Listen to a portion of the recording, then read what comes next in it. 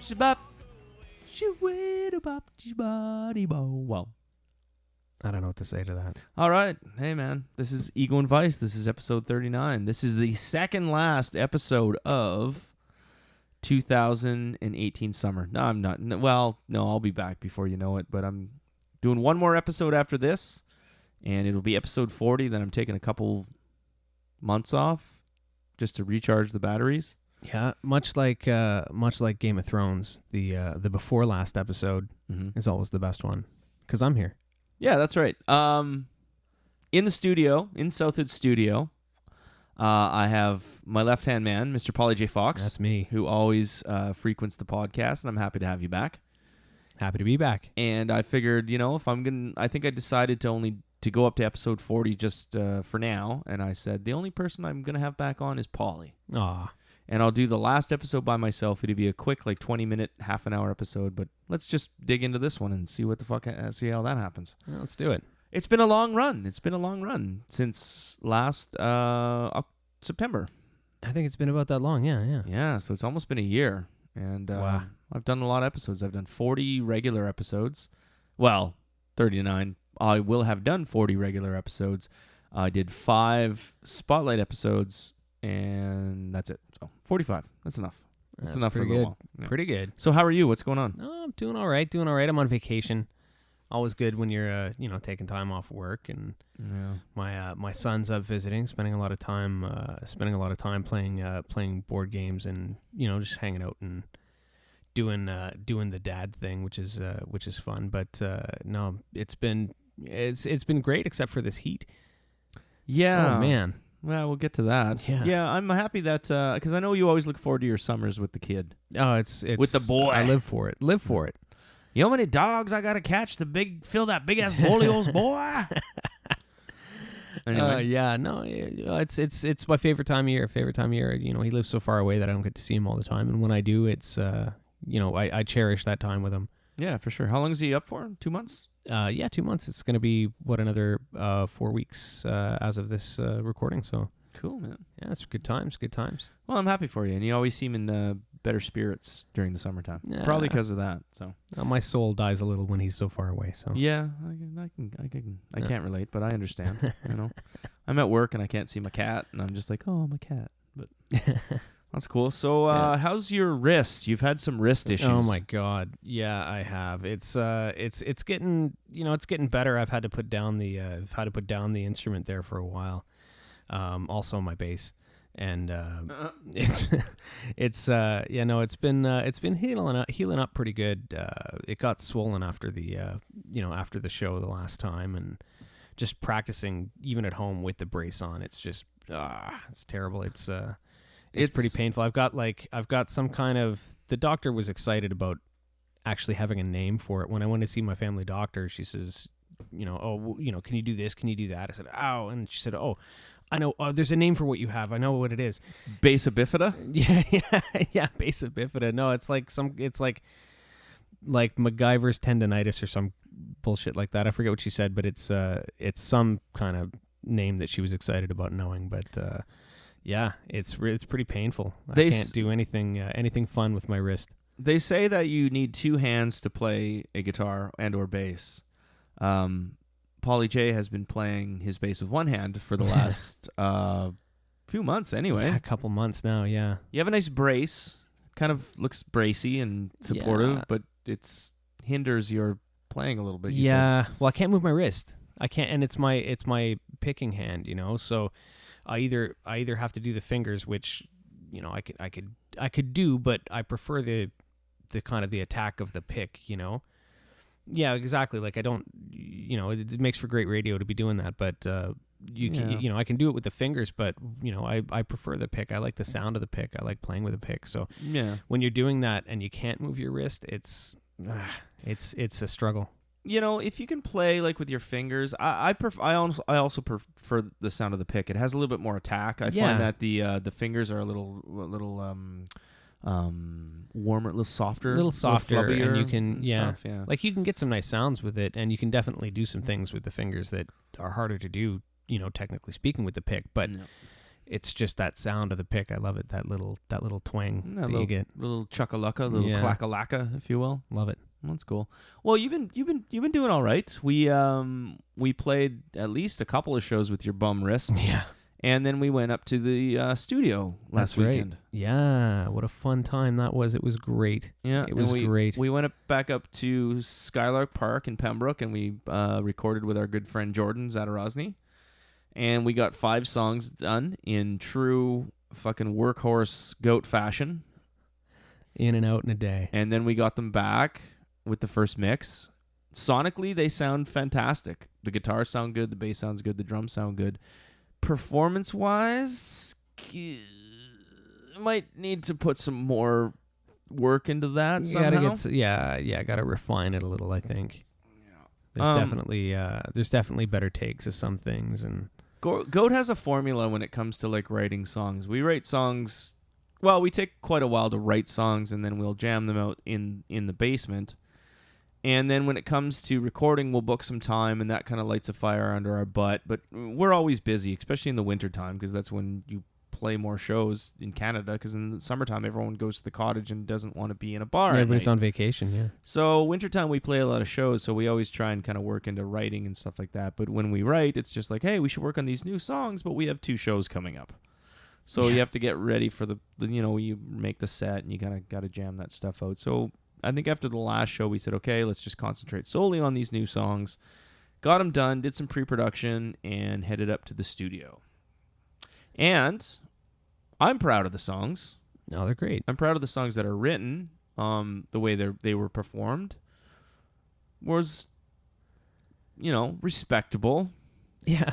But the beauty of today's modern technology and digital recording and stuff, we're hoping that we can put those back into the oven and cook them for another 35 to 40 minutes on 350 degrees, and they'll come out just a little bit more done, little crispier, a little more browny. It's a little bit more refinement on them. Yeah. So, because if there's anything that we are, it's refined, right? Yeah, super refined. Yeah. And like I said, we have a formula because we've been going up to the same studio for 7 years. And our producer knows what we want. He knows what we sound like. We know what we want to do, and we go up there and we get it done quick. Just like, let's get up there, get it in there, get it out of there. Give me a product. That's a big part of the in and out. Is that he knows how to work with us. I think, and it's great. And that process has never failed us. No, like you listen to X, and I'm so proud of X, our last release from last year. Man, I think we put 2 mixes on that shit, and it was just like in the can. That's it, done. Yeah, but this time I think we might have stabbed ourselves in the fucking dick with these ones. Just because we dialed her back a little, I guess. You probably won't really notice. I don't know. But they're more of like, for Goat, I think they're more of a mid to fast tempo as opposed to like... Yeah, it's definitely not as fast tempo. And when you do that kind of thing, that's what happens, right? Is that, when you slow things down a little, and it's not like it's okay, we're not doing, super slow... Yeah. Anthems or like, melodic slow songs or anything. But when you slow anything down, it makes any slight imperfection that much more magnified. Right. Say you're like a kind of a sloppy guitar player, but you kick on your distortion pedal and you get that big so it hides a lot of those little weird things. Yeah. You take that same guitar player and you put him like, okay, you're just playing clean now. You hear all those little squawks and weirdnesses and stuff like that. And I think that's the same with Goat, just with like really, really fast shit to kind of like slower down shit with more simple things. It's like sometimes less is more. Yeah. Maybe? Yeah. You play a bajillion miles an hour and you fuck up, and by the time anybody realizes it, you're on to the next chorus anyway. But don't fret, fair Goat fan and listener. Fret. Don't fret. The new Goat record will be out probably by the end of summer, and it'll sound awesome. Fuck yeah. I hope. Yeah. I think it will, though. Oh, yeah. Definitely. Yeah. So what else is up, man? Like, shit, man. Canada Day. Oh, just how'd happened. that go? What'd you do? I mean, I went down to the river down in Cornwall, watched some fireworks. It was horribly hot. It was terrible. Last few days have been like that. It was there's been no relief. Sweltery. Yeah. Humid. Well, Fuck you, Donald Trump. Yeah, I know. We ended up going into my parents' pool the other day, and it was 86 degrees, and we may as well not have gone in because It's like a hot tub. Yeah, exactly. It was a bath. We went in and had a bath in the pool. It was very relaxed. Come out and it's all humid and you're wet anyway. Usually you get out of a pool and you're refreshed because it's nice and a little bit of a breeze and you feel good. But when it's a muggy, humid breeze, you may as well not have gone in at all. You could stand out there and just sweat. It's like a sauna, or you go in there and you're in a bath anyways. It's the same thing. Yeah, that's gross. Oh, it was terrible. I didn't do much this Canada Day. I had a busy weekend. I played a couple of shows with the Riptides on Friday and on Saturday in Montreal and Ottawa. And if you know me, I enjoy people, but then I hit kind of a wall where it's just like, you know what? I think I just want to not be around anybody for a while. So yesterday I woke up and was supposed to work, but found out I didn't have to work, and went back to bed. And when I woke up, I was like, you know what? I ain't doing nothing today. I know it's Canada Day. I will celebrate the fine birthday of Canada, but I am not. I'm not gonna go. I'm not gonna go anywhere. So I kind of spent the day by myself. Talked to some friends. Had a couple of sort of dates lined up, but I just canceled them all. I was just like, nah. No, those are good days sometimes, though. Yeah. Those days when you just say, you know what, fuck it. I'm just doing what I want all day. That's it. Love those. I spent most of the day just talking to a friend on just texting back and forth, and it was great. That's all I needed. You know what I mean? Had a good conversation with her, and that was it, man. I went to bed last night, and I got up and I went to work today. Good times. Good times. Yeah. Super fun. Look at us. I know. Fucking rock star extraordinaire. Oh, yeah. Living the life. We are absolutely as boring as the rest of you. Oh! Oh! Who said that? Somebody said that. Fuck it. Let's play a song. Let's get this thing going, and then we'll start over again. This is a song from a band called The Band. On the other side, me and Paulie J will be back. This is Ego and Vice.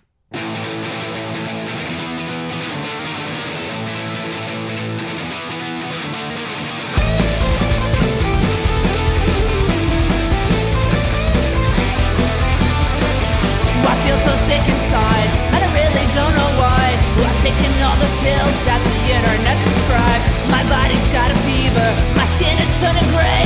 The world has spin around, want you to go away. Self-diagnosis, what the fuck is wrong with me? What's wrong with me? What's my prognosis, messed up mentality? What's wrong with me? I thought the shit come over and my brain has turned to goo. I'm really freaking out, cause every week it's something new.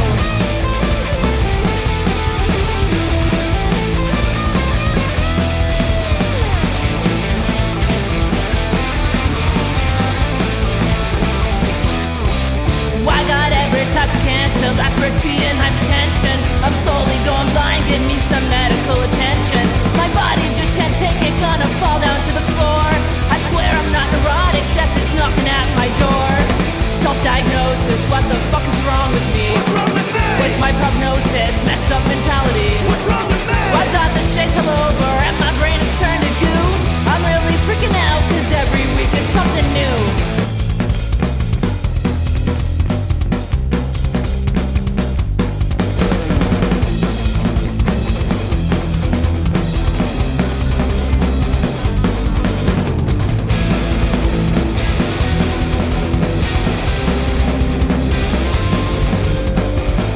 diagnosis. What the fuck is wrong with me? What's my prognosis? Messed up mentality.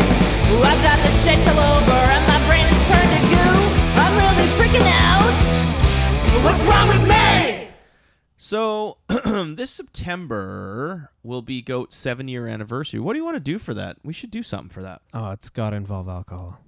Well, of Whatever course it is. Yeah, of course it will. Provided I'm still alive by then because of the alcohol. Yeah, provided we haven't drank ourselves to death by then. Mm-hmm.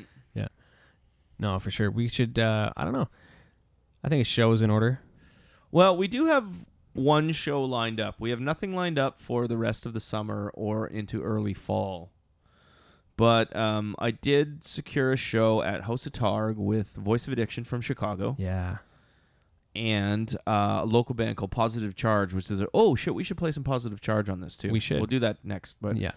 a local band called Positive Charge, who are a great punk band from Ottawa, and Ian, who has been on the show before, he was on one of the Spotlight series from Chicago from the band Voice of Addiction. We've gone over this story 1,000 times, so I'm not going to do it again. But anyway, I've kept in contact with him since the first time they played, when we played with them at the Avant-Garde. Avant-Garde, yeah.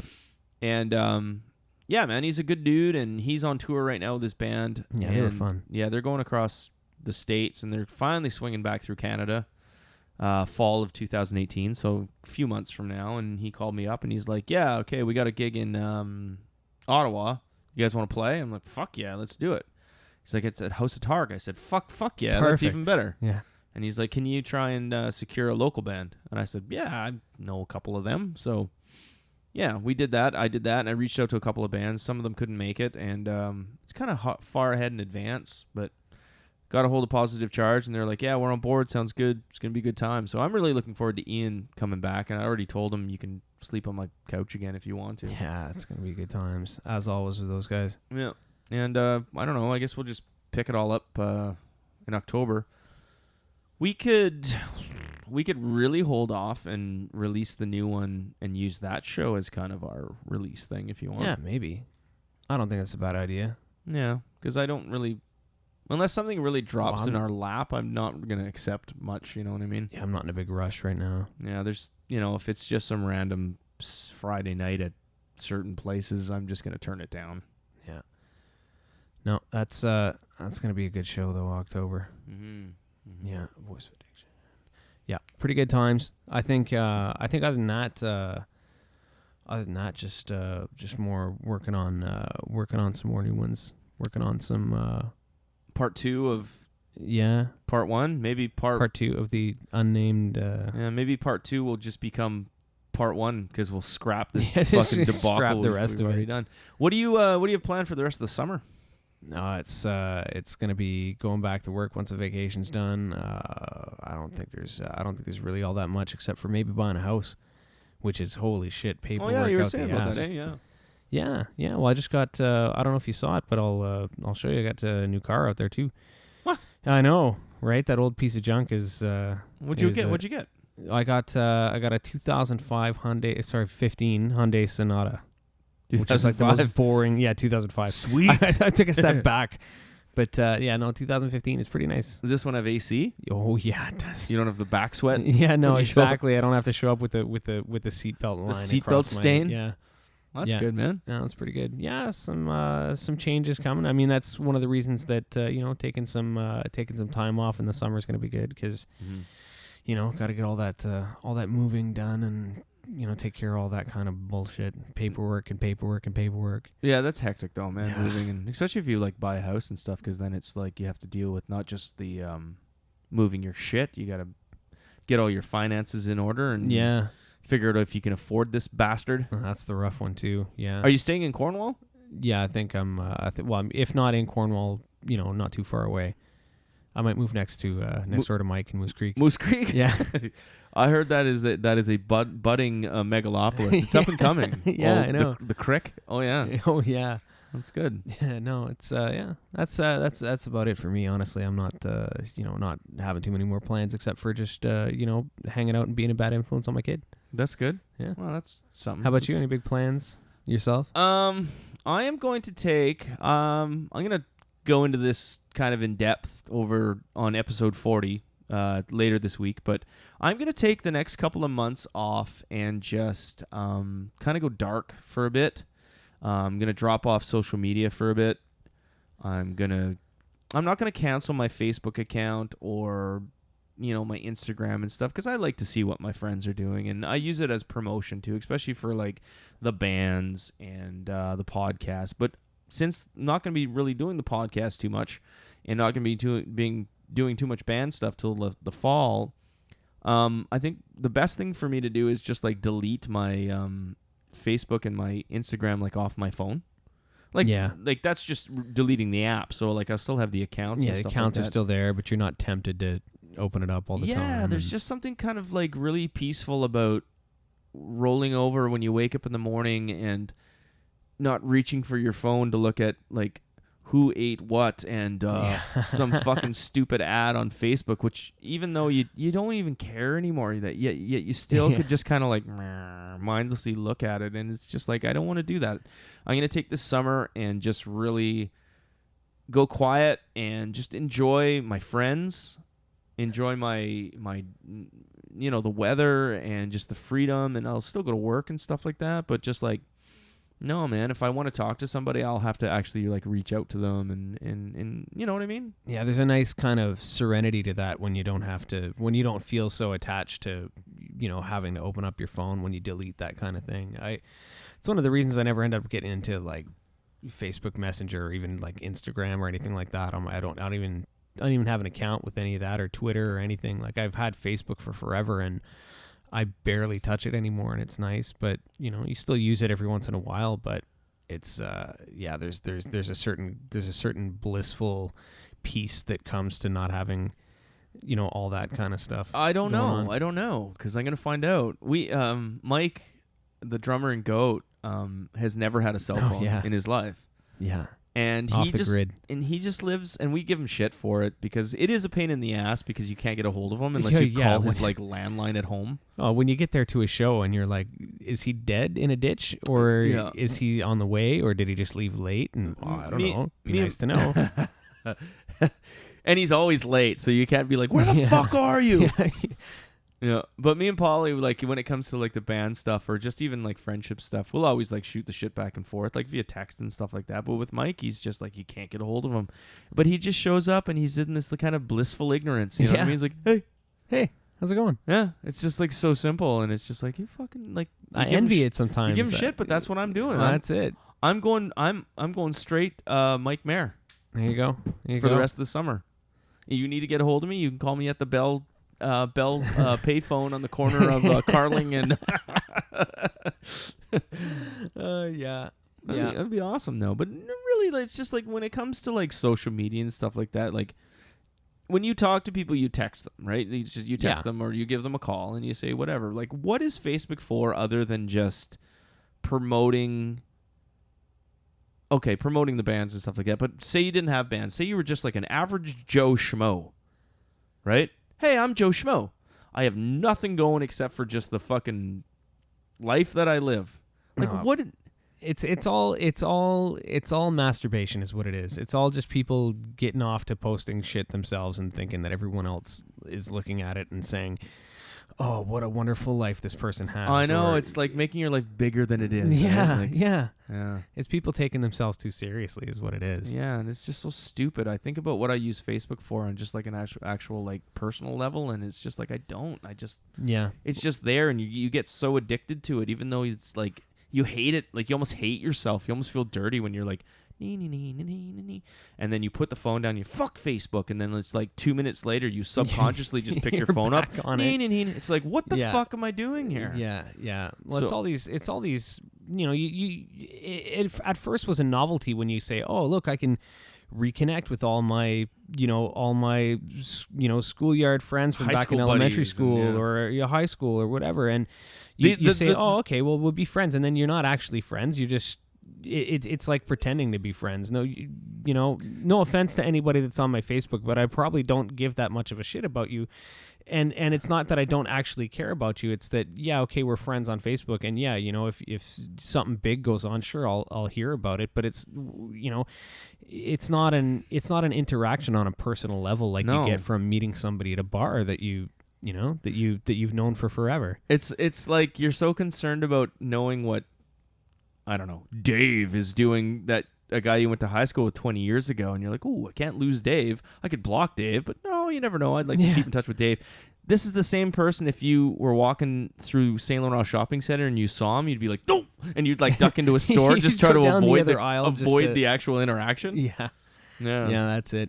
Well, it's those you know when you have like some kind of tragedy and people, you know, change their Facebook picture to say, oh, you know, we're sending our thoughts and prayers, but it doesn't actually do anything to help those people. No. It's like this fake involvement in that, or this fake caring for that tragedy that happens. Facebook to me is like a fake version of a friendship, that it's like you're trying to pretend like you care, but like you say, you pass by somebody in the Walmart, You dodge them at all costs. You're going to right? go around the other aisle. Put the hat down. you hide behind that lady. You walk at her pace until they're gone. You look over your shoulder. Whew, that was a close call. Yeah, that's it. Anybody I care about is going to be coming and meeting me at the bar when we're going up on stage and, No, you know what? and doing a show. That's the fucking truest thing I've ever heard in my life. Like, just that. And I've heard that before, but it's just like anybody I care about, I'm in contact with. Yeah. Like, I don't wish any harm on anybody I've ever known and stuff like that. Yeah, But and everybody that makes an impact or matters in my life, I see them and make a point to see them. Yeah. That's So it. why do I have like 400 friends on Facebook when in real life I have 7 friends? That's it. Like that's why I kind of have gotten away from it myself. Like you say, I use it to let people know, you know, hey, we're doing a show. We're going to be over here. Come on out if you want. And you know, when other people do that with me, and I see they're promoting something that they're going to do, yeah, I'll go buy a ticket to your show, or I'll go and do something and go and interact with you if you're inviting me to interact with you. But the actual Facebook friendship itself. Say you went on your Facebook and you deleted every single person except for the people that you actually, like I said, those 7 people. Yeah. Imagine like I went on Facebook and it was like, Mike, friends, 7. Yeah. Would Facebook still be interesting? Well, no, because I would still be I would be interacting with them on a personal level enough that I wouldn't need to see those things. You know, I wouldn't. That's it, right? That's what you say, is that those people that you actually care about, you don't interact with them on Facebook. You interact with them in real life. That's it. If I had the balls to do it, which I don't, because like we were talking about, I don't want to delete people I went to high school with. I don't know why. Yeah, well, yeah. But if I had like the courage to do it, I would delete everybody except for 7 people and just do like a social experiment instead of getting off Facebook for the next 2 months. just like, oh, maybe I can unfollow like fucking 392 people. Oh man, that's a lot of clicking though. You're gonna be on Facebook all summer just clicking the amount of times that you need to unfollow everybody. I know, it'd be so crazy, but it would be like, I don't know. I think you'd realize how fucking pointless Facebook is if you only had 7 friends on the actual site. Yeah. It'd be like, I don't need to look at this because I just saw you yesterday. Yeah. No, it's good for promoting events. It's good for sharing jokes. It's like there's some things that it's okay for, like I'll follow a few different groups that put, hockey related funny images and shit like that kind of bullshit. But that's not something that's meaningful to me in my life, and that's not like an actual friendship. It's at that point, it's just like it's just like I'm going to some, it's like I'm going to Reddit and just browsing pictures at that point. Yeah. I think it's the bottom line is just how pointless it really is. Yeah. Like, it's just something I remember when I was a kid. Okay, I used to like smoke cigarettes, and it'd be like, I'm standing at a bus stop. What do? I'll smoke cigarettes. This is what I used to do. And I remember when I quit smoking, I was standing at the bus stop like, well, I don't know what to do. I don't know what the fuck to do. But now it's just like, standing here. Now you stand anywhere, and it's just like any individual kind of like say you're waiting in line at the bank. Yep. Or say you're, I don't know, sitting at a restaurant waiting for a fucking coffee to show up. What's the first thing you do? Yeah. You Social pull out media, the phone. Facebook, you know, and you look around. And I'm not some old fuddy-duddy kind of fucking like, fucking tech. I love technology. I do. Yeah. This podcast is brought to you by technology, which in turn is brought to you by more technology. So I enjoy technology. But it's amazing when you look around. I went to the beer store yesterday. And I went in and I got my case of beer and I was walking back and there was this couple, this guy and this girl sitting in this SUV at the beer store and they hadn't gotten out of the car yet. And when I pulled up, they were there. I just noticed the car. I didn't notice them. And when I looked at them, they were both sitting in individual seats, one at the driver's seat, one in the passenger seat, and they're both on their phones. And it was just like, what the fuck are you doing? It's like, what have we become? What have we become? Yeah, we've sunk into this hole where this device in front of us is and I get it on a certain level too, because like you, I don't dislike technology, and when you look at your phone, it's a piece of technology that is a gateway to the entire wealth of information from the entire world, all condensed onto this little device that you can hold in your hand. And I can understand people wanting to explore that and to get sunk into this world that kind of doesn't actually exist. But why do that over talking to the person that's right beside you? That's what I don't get. I agree with that, and I understand what you're saying. I understand your point for sure. It's like, but like what we were talking about before, where it's just like most of the shit you look at on like Facebook or Instagram and shit is it's just, it doesn't make any impact in your life at all. Yeah. Is it that actual need to know what people are doing, or is it just fucking balls out straight motherfucking addiction? Like, it might be though, yeah. It's just like when you're standing at that bus stop having a cigarette. Yeah, it seems like the good thing to do, but I'm also addicted to this thing. Take out the cigarette, add the phone. I don't care what's happening. I just looked at it 5 minutes ago, but I'm going back. But I'm going, right back to it because you need to, because you feel so left out when you're not doing it. Yeah, it's like, or people are gonna think like, look at this guy just standing here like, smiling, enjoying the sunshine. With him? What's wrong with him? Yeah, it's like this immediate like self-conscious, like, oh shit, I'm standing here by myself. I know, I'll go on my phone, make myself looking so much interesting. Oh, Dave from Timmins, he fucking had a sandwich today. It's just like, it's the new equivalent of putting on your Walkman headphones and not actually listening. Your batteries are dead. Yeah, you're not actually just so nobody fucks with you. Nobody talks with you. It's true. You're sitting there on your phone. Eh? It's like the old guy who doesn't even own a cell phone wants to come up and say, "Hello there, Sonny. How are you?" It's just like, bullshit. Oh no. I'm busy. Yeah, I'm hold busy on. here. Yeah, I got important banking to do. Sorry, yeah, sir. I'm closing a huge deal here, old man. Yeah. How dare you ask me how the weather is today? Anyway, all right, let's play another song. Let's do it. Do you want to do it? Yeah, let's do it. Okay, what we're gonna do? We discussed it kind of off air. The new Goat EP is in the works. The songs are recorded. There's one mix on them, but they still need to go back and get some editing done, a little bit more mixing done. First draft. Jordan is an amazing engineer. He's an amazing producer, but sometimes he's a wizard. You just can't polish a turd. And but like I say, sonically it sounds amazing. So we're gonna play the best of the 5 that we recorded. Maybe not the best song, but the best sounding one. Until we go back up and tinker for the next 3 months and make Jordan age about 5 years. But this is a song, a little sneak peek. Now keep in mind it is the first mix, and it will sound a little different in the end, but we were kind of excited to just give you something. So this is a song called Motherfucker. Or Motherfucker, but it's very Trailer Park Boys. Motherfucker. Love it. And it is off the yet to be titled newest 6th actual Goat release. Has it been that many? 6. Yeah. 6. Six releases in 7 years. That's pretty good. All right, the song's called Motherfucker, and it is off the new Goat debacle. Hope you enjoy it. This is Ego and Vice.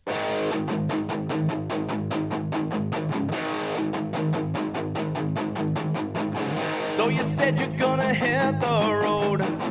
Try and find a better place. Well, don't you go, motherfucker, don't go, motherfucker, don't go. Tired of carrying the same old load. Easier to walk away. Well, don't you go, motherfucker, don't go, motherfucker, don't go. Actions have consequences. You feel you're better left alone than try and figure out what's wrong. Community is what you need, but you'd rather do it on your own. So far away from home. So you said you're gonna hit the road and try and find a better place. Well, don't you go, motherfucker, don't go, motherfucker, don't go.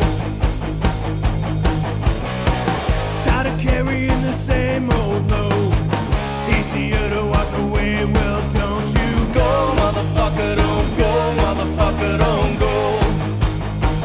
Well, don't you go, motherfucker, don't go, motherfucker, don't go.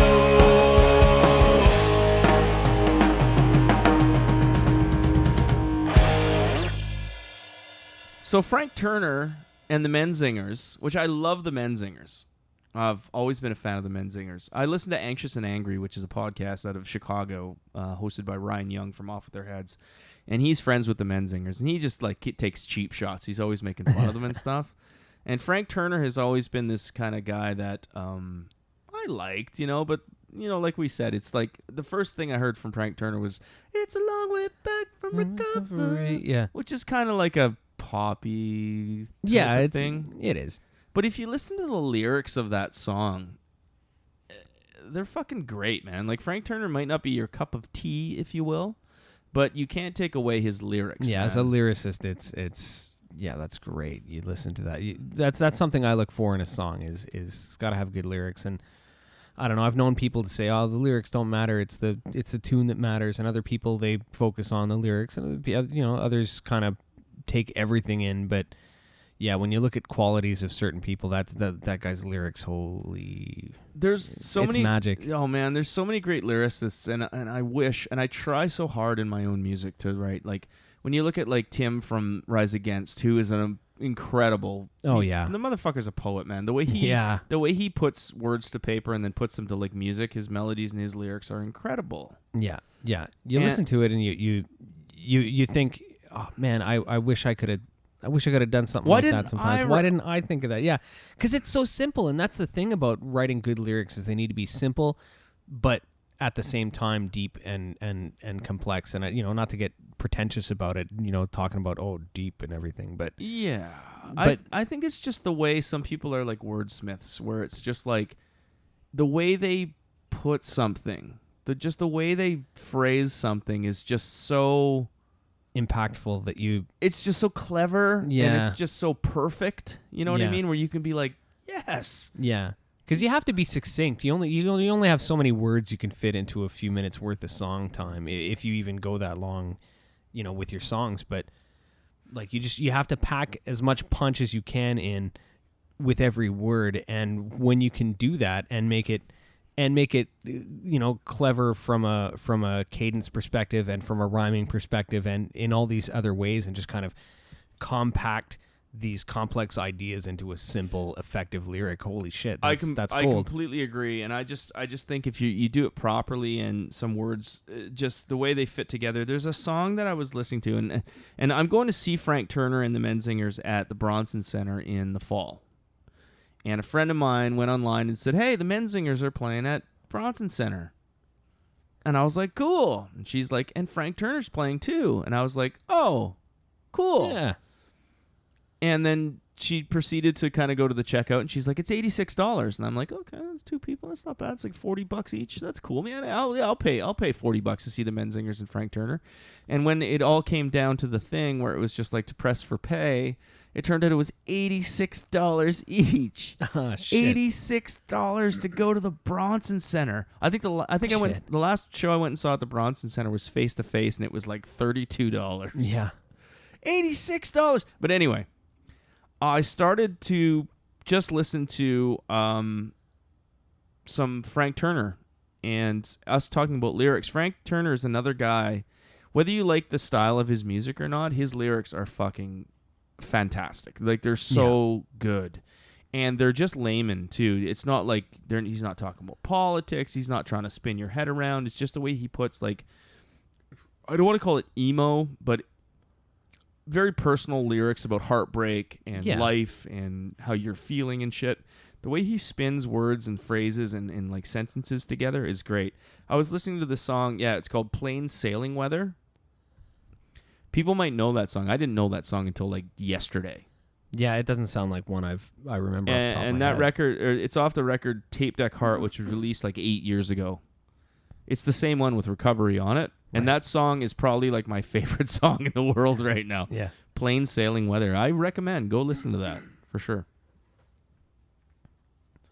Yeah, that's definitely a skill that I don't have, man. I'll sit there and play something and play a tune and have something that, okay, that's kind of catchy, and you try and write, but then when I get to the point where I'm trying to put words to something, I can't reduce it down to something that's simple. It always ends up being like very wordy and too much. It's too much. That's why I don't do it. I do my best because I can hold my own on guitar when it comes to, I always said, like, I know one chord, but I know all the notes. You know what I mean? Yeah. Like, I can play you all the notes, but I only know one chord. And I realize my strengths and weaknesses when it comes to, like, writing music. And it's like the music's always going to be kind of the same power chordy, chuggy, fast combination of notes, if you will. Yeah. But I've always tried to put thought-provoking or smart lyrics in, and I struggle every day to just try and write stuff that when I listen to we were talking about Rise Against, Frank Turner, those guys, when they write those really great lyrics, I try really, really hard to do that, and it makes me wonder. And I've had people say, your lyrics are really good, but I think they're shit. I think they don't add up, they don't match up to certain things. But I wonder if, like, when the guy from Rise Against and like Frank Turner and those guys, like, great lyrics, and there's so many others. We're just using those two guys right now because they're the first ones that pop into my brain and shit I've been listening to. I wonder if, like, someone like me who listens to that song from Frank Turner and says those lyrics are so fucking good, I wonder if he's just like, they're shit. Fuck, those are terrible. Yeah, I wonder kind of if that happens with everybody who does anything of the sort. Like, I don't know that I've ever met any, like, it's going to sound stupid, but I don't know if I've ever met any artist that's ever satisfied with anything that they do point the end. Like, I think everybody who does that kind of thing will always look at it and say, I could have done better, and they do better next time, and that's how you grow. So, yeah, probably end up looking at that kind of thing and saying, that sucks. But, when you look at it, somebody who's a painter could come out with, Bob Ross fucking quality painting and say, oh, that's terrible. And I'll look at it and say, yeah, okay, you think it's terrible, but there's no fucking way I could ever come up with anything like that. I think that's the thing. You end up looking at something that you do, and when you're good at it, you always think you can do better. Yeah, for sure. You are your worst critic, I suppose. You know what else I've always wanted to do, even though I play in a punk band who knows all the notes but with one chord, is I've always wanted to do, I've been watching a lot of listening to a lot of Queen, and I've been shit like, okay, we were talking when we were having a smoke there, we were talking about the Foo Fighters. Yeah. And did you ever see that video of the Foo Fighters playing Best of You at Wembley Stadium? Yeah. It's absolutely fucking emotionally moving. You know what I mean? Where he's just like, I gotta die. He's just basically screaming into a microphone. Like, there's nothing like super special about it, except it's fucking Dave Grohl, and we've been conditioned that Dave Grohl's fucking great. I got another confession to make. And the whole crowd does just that simple, whoa. Yeah. They stop, and he's like, whoa. I can't even imagine what that would be like for to have like a crowd of people sing back your words. That's gotta be quite the feeling. I watch videos like that on YouTube of these live concerts and shit like that, and like Queen, where it's just like they'll do like "We Will Rock You," and they do like the whole Yeah, yeah. and all that shit. And it's just like, that must be the most emotional, gratifying, I've made it Yeah. type of moment. Yeah, when everybody knows the words to the song and are waiting for it so much that they can't help but just belt it out at the same time that you were gonna, and then you just let them. Sitting there in that moment has got to be.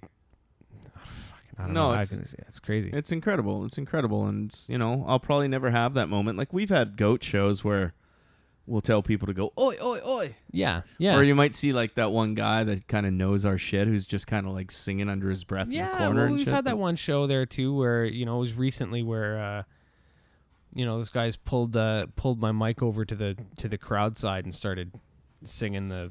That was the fucking Riptides. I know. Those guys. Yeah. I know, but that was great though. That's that kind of moment where you're like, you know, oh fuck, they want to pull down the mic and sing, I just want to rock and roll. Yeah. Fucking right, do it. That's great. We were at Riptides played a show at an Askapunk house in Ottawa, and the band that played before us was Warfare, which we're very familiar with. Yeah, Mitch and Chris have been on the show, and Goat has played with Warfare fucking 3 or 4 times. Love those guys. Yeah, man. Great dudes, and Riptides are very influenced by like the Ramones and the Queers and stuff like that. And Warfare played a cover of Pet Sematary. I don't want to be buried in a pet cemetery. It was fucking so good because they're such an intense, like, energetic band. And Andy, the lead singer of the Riptides, because he's a huge Ramones fan, just jumped up on stage and was singing like, I don't want to be. It was fucking rad. It was such a cool fucking, it was a cool moment. Yeah, for sure. That's another thing that you probably never, you barely even get to experience probably if you are the Foo Fighters or whoever that's that big, is imagine going into a bar, and if you could go into a bar where nobody knows who you are and then have bands there covering your songs, imagine that too. And obviously, because we're in Goat, fame and fortune is not our number one priority. It's not on our horizon. But because we do play music, we do still have our pipe dreams and our fantasies and shit like that. And yeah, like, I think every musician wants to be maybe not a gigantic fucking rock star. It'd be nice, but it's like we do it because we love it, but just the recognition of like, okay, yeah, we put in all that work and we've been doing this long enough and these people are like fucking super digging it. Yeah. And that would be cool, man. You know what I mean? Like, that's why we love it when people come out to the shows and no. You know, they can't wait for us to go on. Like that's an experience to me that just means so much that, you know, people like what we do, that they want to come out and have some beers and jump around while we're I always think talking about fucking their moms. Yeah, right. I always think people are lying because I've had people come up to me on like Goat shows saying like, I fucking love your stuff, man. I've listened to all of it and stuff like that, and I like, you know, blah blah blah, and it was a great show tonight. And I'm always kind of like, yeah, whatever. You've never listened to fucking. You're just jerking me. I don't know right why. now. Maybe that's just me being me. You know what I mean? But maybe that guy actually enjoys our music. I don't know. I'm convinced that everything I've ever done is absolute garbage. It comes out to, do you want something from me? Or yeah. is there, and there's no fucking way you're sitting at home listening to our music on like Bandcamp or our website or something. There's no fucking way. And even if you stumble across it, you listen to half a song, shut it off, and said, these guys are fucking terrible. I don't know. Maybe that's just the way it is. Yeah, maybe that's what everybody that gets big thinks to themselves is, I don't know how the fuck they listen to our shit, but hey, people seem to like it, so. Well, that's, you know, we do it for ourselves, but if people do enjoy it, then hey, man, we're not going anywhere, because honestly, we're getting to the point where we really have nothing else to do, and I'm too fucking old and fat to start over, so I personally, myself, am going to ride Goat into the fucking ground. Same. Then I'm going to dig it up and keep fucking... yeah. Beating that dead horse until... I really want to be, you know what I mean? Like, there's some bands in Ottawa, like the Riptides, like Big Jesus Truck, like the Creeps, bands that just been together for a long, long time. And my goal with Goat, honestly, is to be one of those bands in like 2022 who've been together for like 15 fucking years, still making music, still playing, just still doing it. I want to be like, I want to have the longevity, but I also want people to know that I just never gave it up. Just still going, still going, still going. I want to be recognized as one of those bands. So I don't know where it's going to go, but you think of Ottawa and you think of the bands that have been around for a long, long time. I want to be one of those bands that has been around for a long, long time. Yeah. No, that's it. You know, when I go to any show that I go to, my goal is to make sure as many people in that place are having as good a time as they can possibly have. And if I get to do that for years and years and years, to the point where people know that if they come out to a goat show, they're going to have a good time, hey, that's all I could ask for. We played with Big Jesus Truck, speaking of Big Jesus Truck, at that Band Wars thing. Band Wars thing, a couple years back. And that was like their 20th year or something like that. They'd been together. Yeah. And it was just like the whole thing. It was just like, you're playing with Big Jesus Truck? Those guys are still around? And it's like, okay, cool. They're still around. But then I had played with Big Jesus Truck like fucking 18 years ago at the Black Sheep Inn. And what was the best show of that night? It was fucking Big Jesus Truck. Yeah. It was such a great show. They were just really fucking entertaining, and their music was good, and their stage show was good. And you could tell they'd been doing it for a long time, and you could say, okay, I get why these guys are still fucking doing it, right? And that's my GOAT goal now, is just that's to be. What it is for me. I'm there with you, man. I'm there with you, because that's something I'd like too. Is you end up getting into that point where you've done it so much that you can go out to a bar and have people say, oh yeah, okay, they know these guys are going to be a good time. That's what it is to me. Mm-hmm. People coming out to these shows, they come out to have a good time, and hey, you can give that to them. That's what matters. Man, that's cool, man. And it's just like we're 7 years in. Why stop now? So anyway, what'd you guys think of that fucking GOAT demo?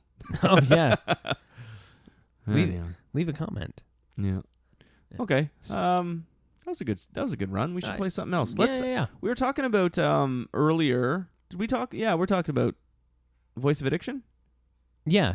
Did we talk? Was that on air or was that off air? No, that was on air. We had a bit before talking about the show coming up. Okay, cool.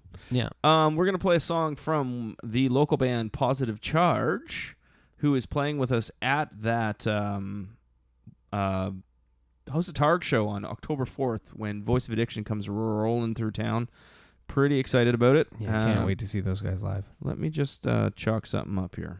I'll be right back. Yeah, so, okay, I found something. So we're going to play a song from the local band Positive Charge. I've played them on the show before, but fuck it, man. We got a show coming up in a couple months with Voice of Addiction, GOAT, House of Targ. It's going to be awesome. This is Positive Charge off their release Undergrowth. This is a song called This City. This is Ego and Vice.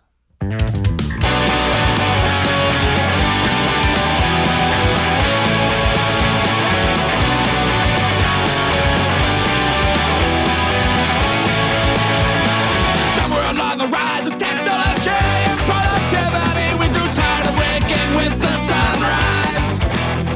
We traded self-sustainability for proximity, and what we are for what we have, abundance and greed.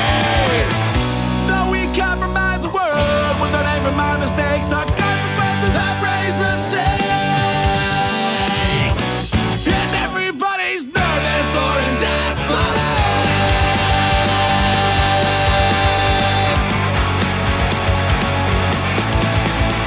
As it gets dark, the lights stay on. The rat race clock ticks ever on. Its creatures and the city never sleep. Cause it all passes off of the blood green. Nature's been driven out, yet we maintain a sense of community. Though we compromise the world, we're learning from our mistakes. The time has come to make a change. And everybody's nervous or in desperate. We need no savior, we need a change of pace. The city seems so dead at night, just a waste of time without you. And everything will be alright, spending all of my time beside you. The city seems so dead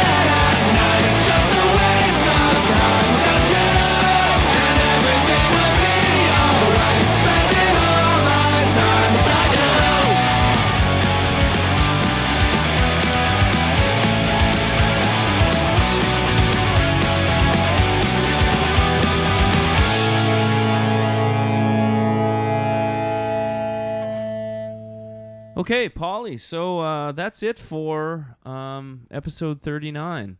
I got one more episode to do, and then I'm taking a couple months off just to kind of recharge the batteries. You know what I mean? Yeah, get a fresh new perspective on the podcast. Maybe if if you guys want to on the off season, send me all the awkward questions about Ohio's penis size or sexual preferences or anything like that, and I'll make sure that next season when I'm on to ask them every single one of them. So just find me on the Goat page. Shoot me a message with some questions that'll make you can also make them uncomfortable. You can also reach out to egoandvice@gmail.com, where I get most of your emails, and they've all been very, very nice and friendly.